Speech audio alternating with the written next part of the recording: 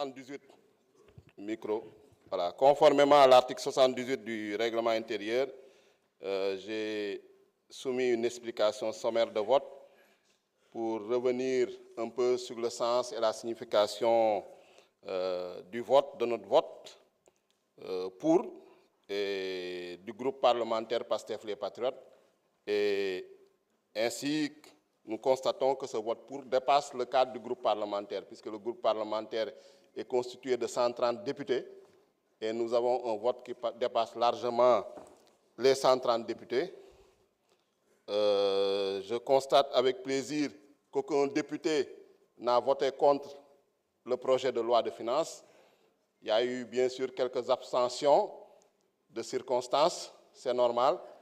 Pour l'opposition, il faut bien qu'ils marquent leur territoire. Et nous vous reconnaissons ce droit, chers opposants.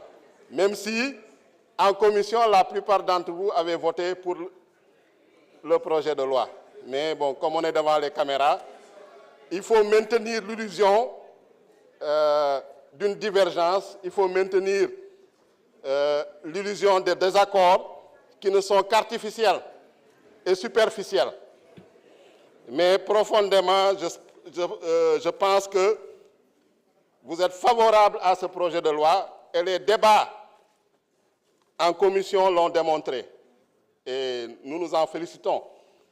Et en commission, durant, en tout cas, pour la LFI 2025, nous avons constaté quand même une bonne participation, un débat courtois, un débat cordial, avec aussi bien les membres du groupe Takoualou et les non-inscrits. Tout à l'heure, effectivement, j'ai cité nommément mon collègue Abdoumou pour dire qu'il s'était abstenu lors du vote hier.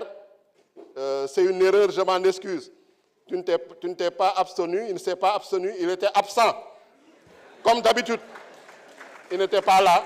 Donc c'est une méprise. Effectivement, j'ai cru qu'il était là, mais il n'était présent qu'à 2 séances de commission. Bon, son calendrier était lourdement chargé, sûrement, comme d'habitude. Et en séance plénière, même, il est là, présent, pour apporter la réplique. Effectivement, c'est ça la démocratie. Même si on est minoritaire, on doit accepter les désaccords, on doit accepter la contradiction. Et nous nous en félicitons. Mais c'était pour dire vraiment, féliciter le gouvernement, le président de la République, le Premier ministre, par rapport à cette loi de finances rectificative. Parce qu'en 2023, nous, c'est la première fois, lors de la 14e législature, nous n'avons pas, en tout cas, on ne nous a pas soumis de loi de finances rectificative.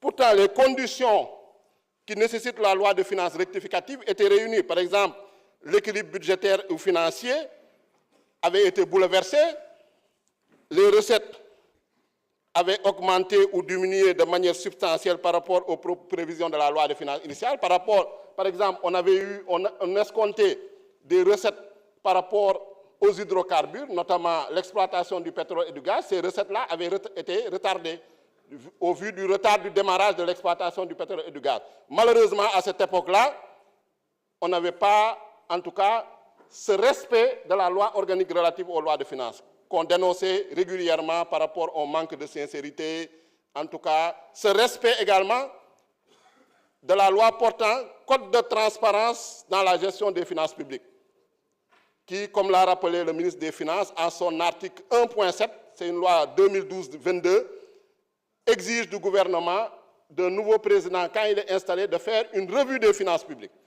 C'est ça, en fait, qui a nécessité l'audit des finances publiques que le gouvernement a fait et qu'il a publié en toute transparence, en attendant, bien sûr, que la Cour des comptes donne son avis. On a reproché au ministre des Finances et du Budget de n'avoir pas soumis la loi de finances rectificative précocement.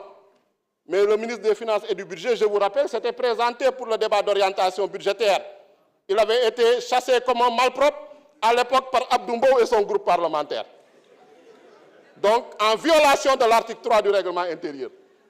Donc, comment il va présenter une loi de finances rectificative dans ces conditions? C'est impossible, reconnaissons-le. Donc, monsieur le ministre, nous vous félicitons. Merci beaucoup.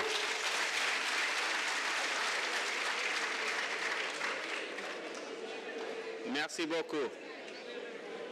Donc,